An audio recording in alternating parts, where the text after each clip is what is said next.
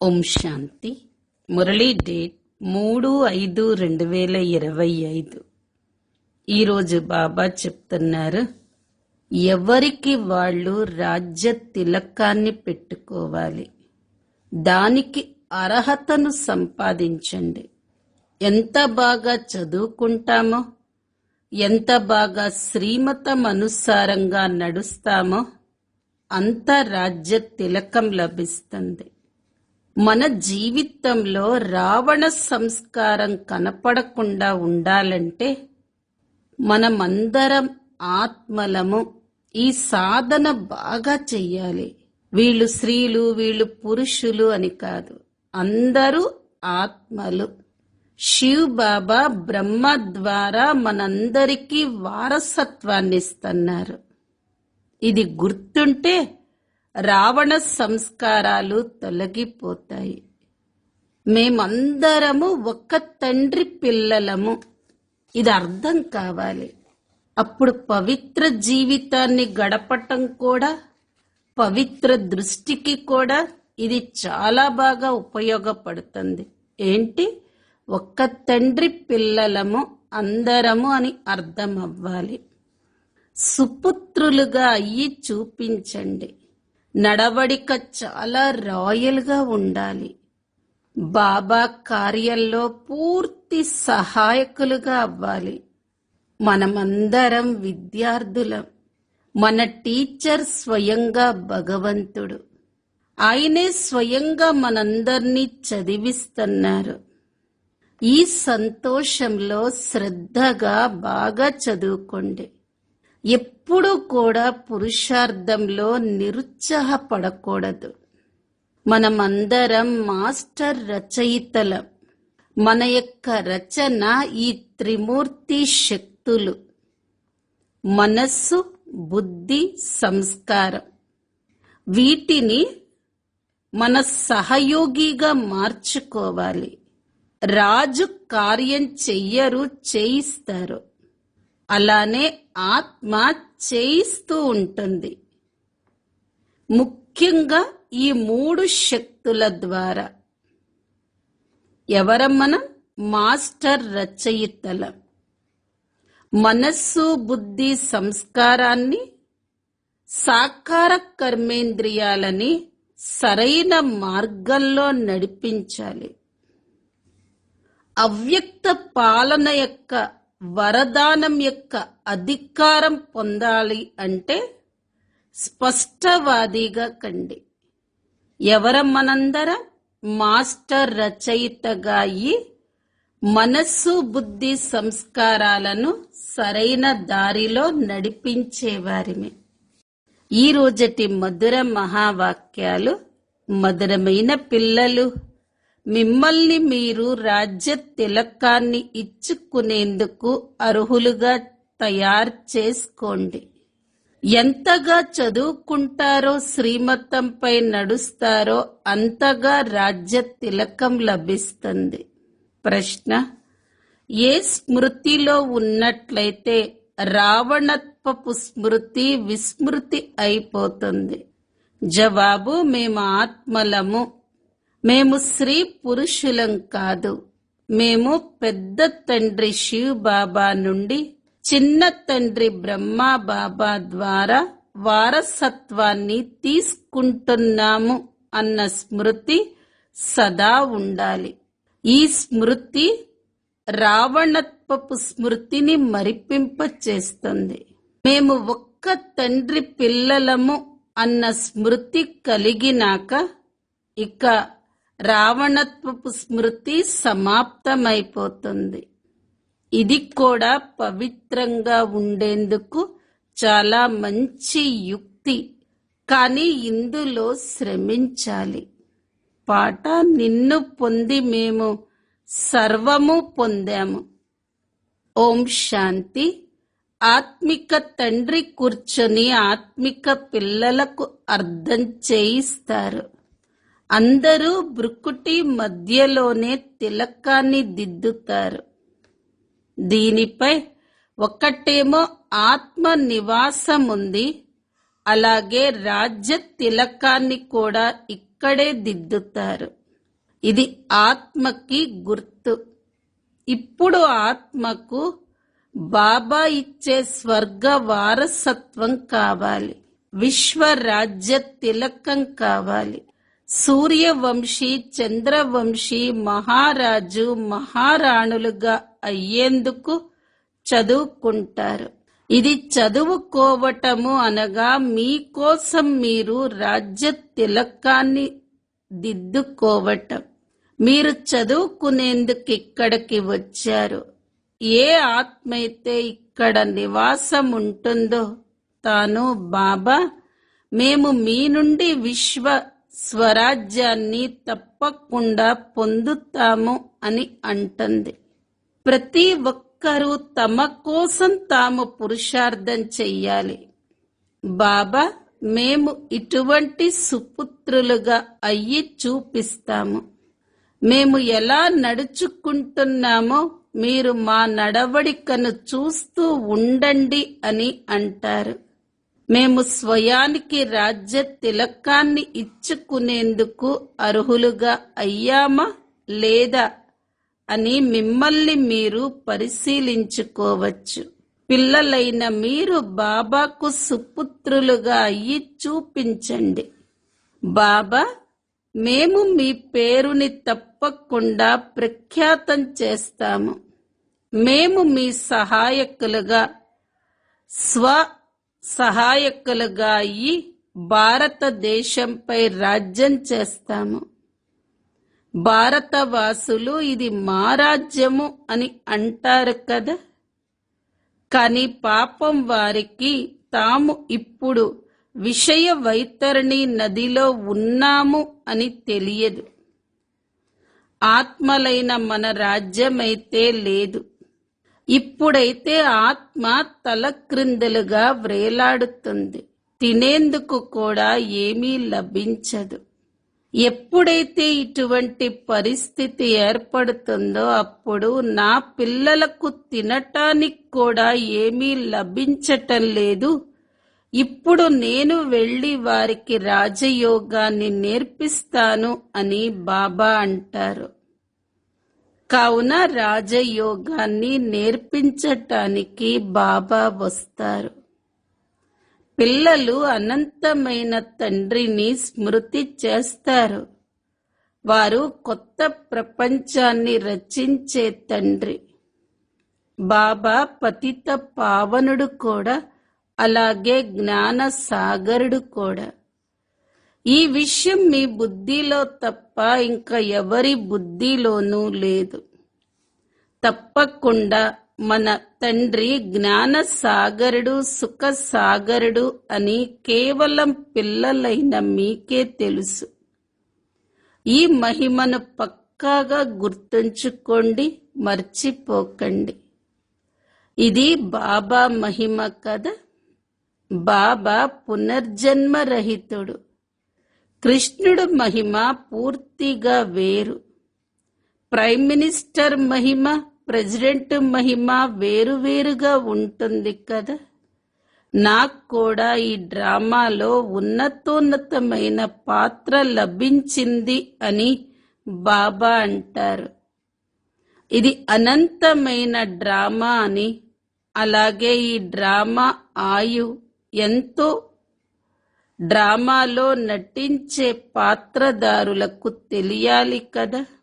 తెలియకపోతే వారిని బుద్ధిహీనులు అని అంటారు. కానీ ఎవరు అలా భావించరు. మనుష్యులు ఎలా ఉన్నవారు ఎలా అయిపోతారో బాబా వచ్చి తేడాను వివరిస్తారు. ఇప్పుడు మీరు అర్థం చేసుకోగలరు. 84 జన్మలని ఎలా తీసుకుంటారో మనుష్యులకు ఏ మాత్రం తెలియదు. భారతదేశం ఎంత ఉన్నతంగా ఉండేది చరిత్ర ఉంది కదా. సోమనాథుని మందిరం నుండి ఎంత ధనాన్ని దోచుకుని వెళ్ళారు. ఎంత ధనం ఉండేది. ఇప్పుడు పిల్లలైన మీరు అనంతమైన తండ్రిని కలుసుకునేందుకు ఇక్కడికి వచ్చారు.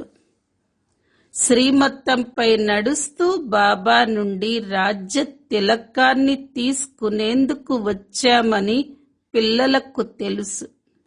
తప్పకుండా పవిత్రంగా అవ్వవలసి ఉంటుంది అని బాబా అంటారు. జన్మ జన్మాంతరాలు విషయ వైతరణి నదిలో మునకలు వేస్తూ మీరు అలసిపోలేదా? మేము పాపులము, నిర్గుణలమైన మాలో ఏ గుణము లేదు అని కూడా అంటారు. కావున తప్పకుండా ఎప్పుడో గుణాలు ఉండేవి, ఇప్పుడు అవి లేవు. మన విశ్వాధిపతులుగా సర్వగుణ సంపన్నులుగా ఉండేవారిమి అని ఇప్పుడు మీరు అర్థం చేసుకున్నారు. ఇప్పుడు ఏ గుణాలు లేవు. ఇది కూడా బాబానే అర్థం చేయించారు. పిల్లల రచయిత ఒక్క తండ్రే. కావున పిల్లలందరిపైన తండ్రికే దయ కలుగుతుంది. డ్రామాలో నాకు కూడా ఈ పాత్ర ఉంది అని బాబా అంటారు. ఎంత తమో ప్రధానంగా అయిపోయారు. అసత్యత, పాపము, గొడవలు ఏమేమి జరుగుతున్నాయి అంతా మర్చిపోయారు. మేమొకప్పుడు విశ్వాధిపతులుగా, ద్వికిరీటదారులుగా ఉండేవారిమి అని భారతవాసులైన పిల్లలు మర్చిపోయారు. మీరు విశ్వాధిపతులుగా ఉండేవారు. మళ్ళీ మీరు 84 జన్మలు తీసుకుంటూ వచ్చారు అని బాబా వారికి స్మృతి కలిగిస్తున్నారు. మీరు మీ 84 జన్మలని మర్చిపోయారు. ఆశ్చర్యం! 84 బదులుగా 84 లక్షల జన్మలు అని రాసేశారు. మళ్ళీ కల్ప ఆయువు కూడా లక్షల సంవత్సరాలు అని అనేస్తారు. ఘోర అంధకారంలో ఉన్నారు కదా. ఇది ఎంత అసత్యమైనది. భారతదేశమే సత్యఖండంగా ఉండేది. భారతదేశమే అసత్యఖండంగా ఉంది. అసత్యఖండంగా ఎవరు తయారు చేశారు? సత్యఖండంగా ఎవరు తయారు చేశారు అన్నది ఎవ్వరికీ తెలియదు. రావణుడు గురించి ఏ మాత్రం తెలియదు. భక్తులు రావణుడిని తగలబెడతారు. ఎవరైనా ధార్మిక వ్యక్తికి మనుష్యులు ఏమేమి చేస్తారో మీరు తెలియచెయ్యవచ్చు. సత్యగాన్ని ఏదైతే మీరు స్వర్గము, ప్యారడైజ్ అని అంటారో అక్కడకు అసూరుడైన రావణుడు ఎలా వచ్చాడు? అక్కడ నరకంలోని మనుషులు ఎలా ఉండగలరు? అలా చెప్తే అప్పుడు ఇది తప్పకుండా పొరపాటేనని అర్థం చేసుకుంటారు. మీరు రామరాజ్యం చిత్రంపై అర్థం చేయించవచ్చు. ఇక్కడకు రావణుడు ఎక్కడ నుండి వచ్చాడు మీరు అర్థం చేయిస్తారు కూడా. కానీ వారు అర్థం చేసుకోరు. ఏ ఒక్కరో వెలువడతారు. మీరు ఎంత కొద్ది మంది ఉన్నారు, ఇంకా అందులో ఎంతమంది నిలుస్తారో ముందు ముందు చూడాలి. ఆత్మ చిహ్నమైన చిన్న గుర్తును కూడా ఇక్కడే భృకుటిలో చూపిస్తారు. పెద్ద గుర్తు రాజ్య తిలకానికి అర్థము అని బాబా వివరించారు. ఇప్పుడు బాబా వచ్చారు. స్వయానికి పెద్ద తిలకాన్ని ఎలా ఇచ్చుకోవాలో, మీరు స్వరాజ్యాన్ని ఎలా పొందగలరో చెప్తారు. దీనికి రాజయోగము అని పేరు పెట్టారు. దీనిని నేర్పించేవారు బాబా. కృష్ణుడు తండ్రి కాలేడు.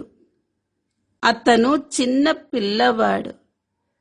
మళ్ళీ రాధతో స్వయంవరం జరిగిన తర్వాత తనకు ఒక పిల్లవాడు పుడతాడు.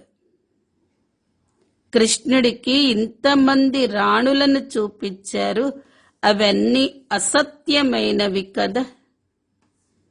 కానీ ఇవన్నీ డ్రామాలో రచింపబడి ఉన్నాయి. ఇటువంటి విషయాలను ఇంకా వింటారు.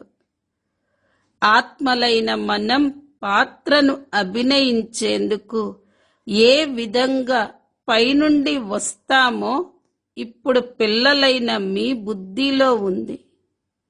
ఒక శరీరాన్ని వదిలి ఇంకొక శరీరాన్ని తీసుకోవాలి. ఇది చాలా సహజమైంది కదా. కొడుకు పుట్టగానే ఇలా అను అలా అను అని నేర్పిస్తారు. అలా నేర్పించటంలో తాను నేర్చుకుంటాడు. మీకు బాబా ఏం నేర్పిస్తారు? కేవలం బాబాని మరియు వారసత్వాన్ని స్మృతి చెయ్యండి అని చెప్తారు. నీవే తల్లివి తండ్రివి అని కూడా మీరు గానం చేస్తారు. ఆత్మ గానం చేస్తుంది కదా. తప్పకుండా అపారమైన సుఖాలు లభిస్తాయి. శివ్ బాబా మనల్ని చదివిస్తున్నారు అని పిల్లలైన మీకు తెలుసు. మీరు ఇక్కడకు శివ్ బాబా వద్దకు వచ్చారు. భగీరథుడు అనగా మనుష్య రథమే కదా. ఇతనిలో పరంపిత పరమాత్మ విరాజమానమవుతారు.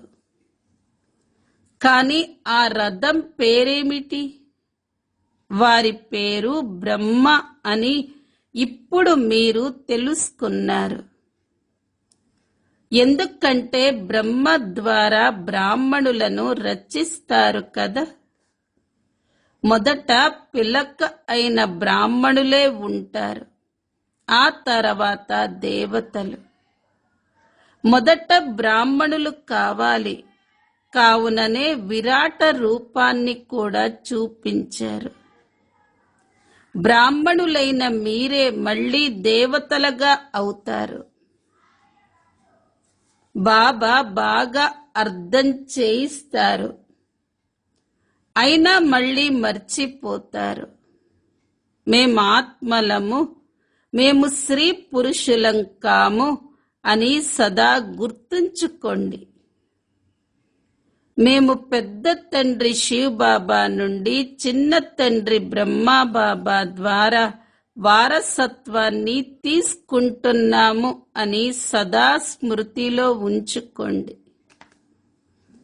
అప్పుడు రావణ రాజ్య స్మృతి నుండి విస్మృతి కలుగుతుంది. ఇది పవిత్రంగా ఉండేందుకు చాలా మంచి యుక్తి. బాబా వద్దకు చాలా జంటలు వస్తాయి. వారిరువురు బాబా అని అంటారు. మేము ఒకే తండ్రి పిల్లలము అన్న స్మృతి కలిగాక ఇక రావణత్వపు స్మృతి విస్మృతి అయిపోవాలి. ఇందులో ఎంతగానో శ్రమించాలి. కష్టపడకుండా ఏమీ జరగదు. మనం బాబాకు చెందిన వారిగా అయ్యాము. వారినే స్మృతి చేస్తాము.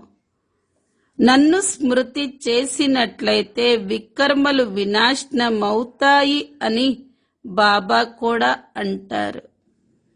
84 జన్మల కథ కూడా చాలా సహజమైనది.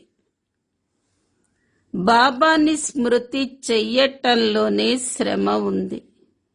పురుషార్థం చేసి తక్కువలో తక్కువ 8 గంటలైనా స్మృతి చెయ్యండి. గంట అరగంట స్మృతి చెయ్యండి.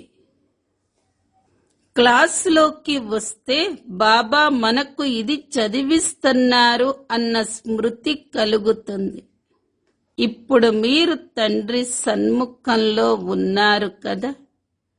తండ్రి పిల్లలు పిల్లలు అంటూ అర్థం చేయిస్తారు. పిల్లలైన మీరు వింటారు. చెడు వినకండి అని బాబా అంటారు. ఇది కూడా ఇప్పటి విషయమే. ఇప్పుడు మనం జ్ఞాన సాగరుడైన తండ్రి సన్ముఖంలో వచ్చామని పిల్లలైన మీకు తెలుసు.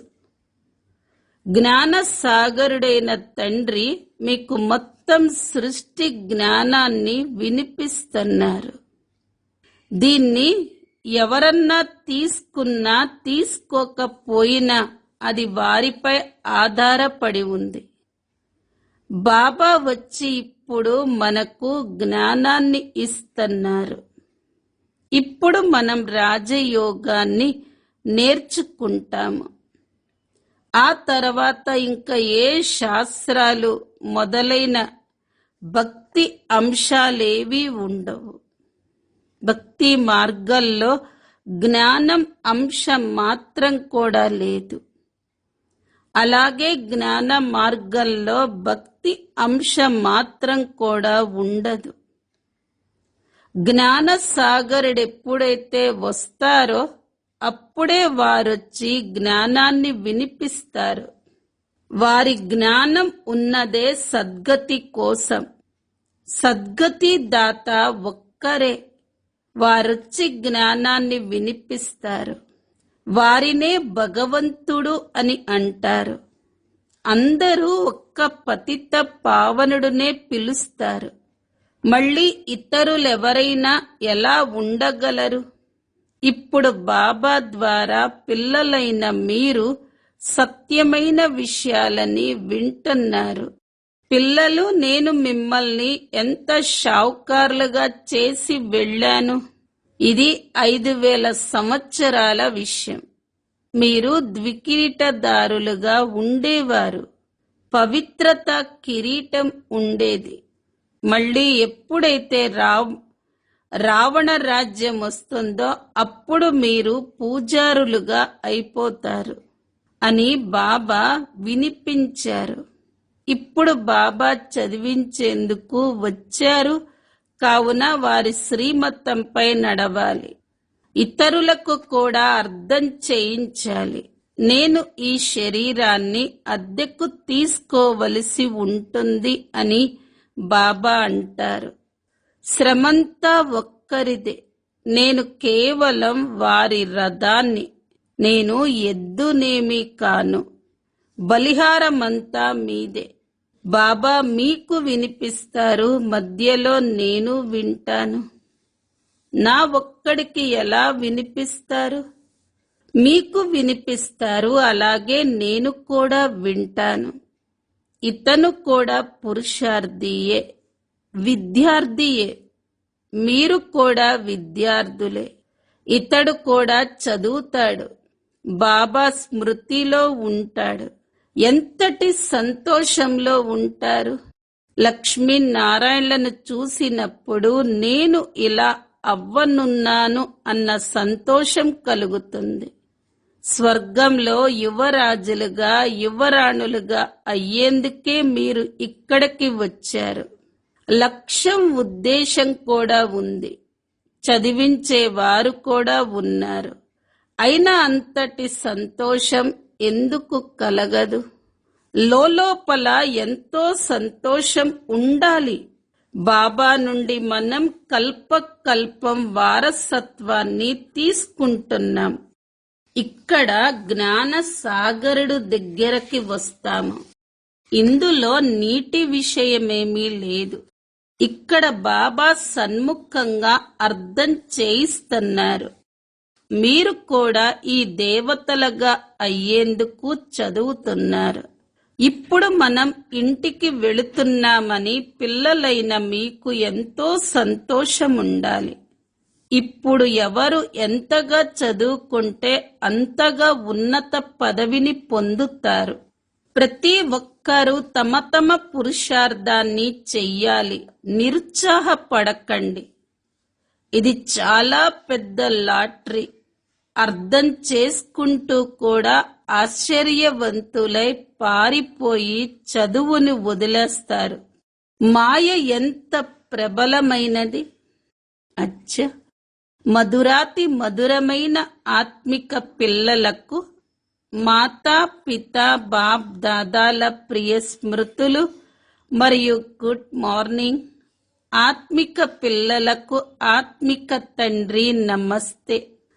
ఆత్మిక పిల్లలవి ఆత్మిక తల్లి తండ్రులకు ప్రియ స్మృతులు మరియు నమస్తే.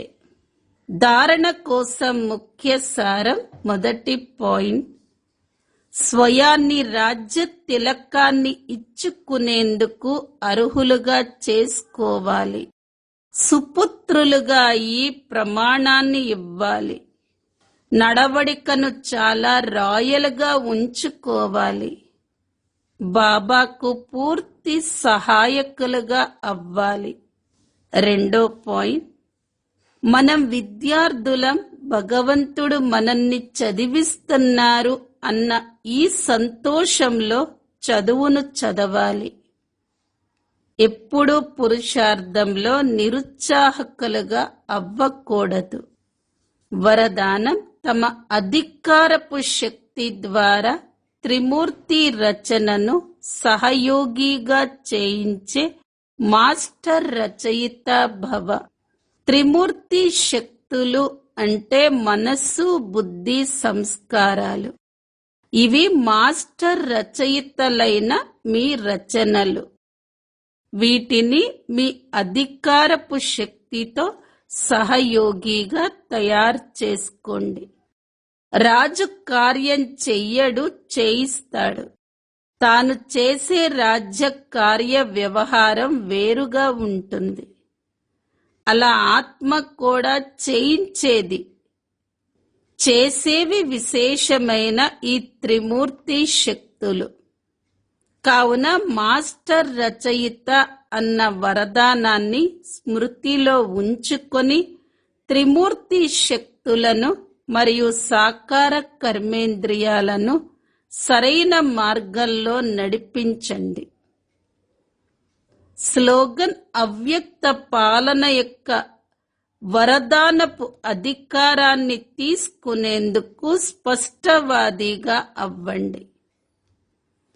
అవ్యక్త ప్రేరణ పాయింట్, ఆత్మిక రాయల్టీని మరియు పవిత్రత పర్సనాలిటీని ధారణ చెయ్యండి. పవిత్రత అంటే కేవలం బ్రహ్మచర్యమనే కాదు, అదైతే పునాది. కానీ తోడుగా మరో 4 కూడా ఉన్నాయి. క్రోధం మరియు దాని సహచరులు ఎవరైతే ఉన్నారో ఆ మహాభూతాలను త్యాగం చెయ్యాలి. అలాగే వాటి పిల్ల పాపలేవైతే చిన్న చిన్న వంశం మాత్రం ఉన్నాయో వాటిని కూడా త్యాగం చెయ్యండి. అప్పుడే ప్యూరిటీ యొక్క ఆత్మిక రాయల్టీని ధారణ చేశారు అని అంటారు. ఓం శాంతి. పత్రపుష్పలో నుండి దాది జానకీజీ గారి క్లాస్ ఇప్పుడు మనం విందాము. నిరాకారి, నిర్వికారి మరియు నిరంకారి స్థితిని తయారు చేసుకోండి. దాని యొక్క కంటిన్యూయేషన్. 5th పాయింట్, ఇది దీది మాసము. దీదితో మాకు చాలా మంచి సంభాషణలు జరిగేవి. దీది దాదీలు మమ్మల్ని ఎంతటి యోగ్యులుగా తయారు చేశారంటే ఇంత ఆయుష్ వరకు కూడా ఇరువురు జీవింపజేశారు. బాబా ఇలా అంటారు, ఇంటిలో నన్ను స్మృతి చేయండి అనగా యోగపు వాయుమండలము ఎలా ఉండాలంటే సదాకాలము కొరకు శబ్దము నుండి అతీతముగా నష్టోమోహ స్మృతి స్వరూపపు స్థితి న్యాచురల్గా ఉండాలి. నేను స్మృతిలో ఉండాలి. ఎక్కడున్నా గాని, ఎవరితో ఉన్నా గాని స్మృతి స్వరూపంగా నేను ఉన్నాను. వారికి కూడా స్మృతిని ఇప్పించేందుకు మనకు పరస్పరంలో సంబంధం ఉంది. స్మృతిలో ఇలా ఉండటము రావాలి. అన్ని విషయాలను మర్చిపోవాలి. ఏ విషయము నా నుండి మరలా రిపీట్ అవ్వకూడదు. ఏదైనా విషయం ఉన్నట్లయితే వస్తుంది, పోతుంది. కానీ మనము విషయాన్ని కూర్చోబెట్టి భూతంగా తయారు చేసి ఆలోచిస్తూ విచారిస్తూ విషయాన్ని పెద్దది చేసేస్తాము. మన వాతావరణాన్ని మార్చేస్తాము. కనుక నిరాకారి, నిర్వికారి స్థితి ద్వారా చాలా దూరం వెళ్ళిపోయాము. ప్లీజ్ ఇప్పుడు స్మృతి స్వరూపులుగా అవ్వండి. దేహ సహితంగా అన్నింటి నుండి నష్టోమోహ అన్ని పనులు చేస్తూ కూడా అతీతముగా మరియు బాబాకు ప్రియమైన వారిగా ఉండాలి. ఈశ్వరీయ స్నేహములో సంపన్నమవ్వాలి. ఇలా అందరూ యోగము చేయండి. ఎవ్వరూ కదలకూడదు. అచ్చా, ఓం శాంతి అని అంటున్నారు దాది జానకీజీ. అచ్చా, ఓం శాంతి.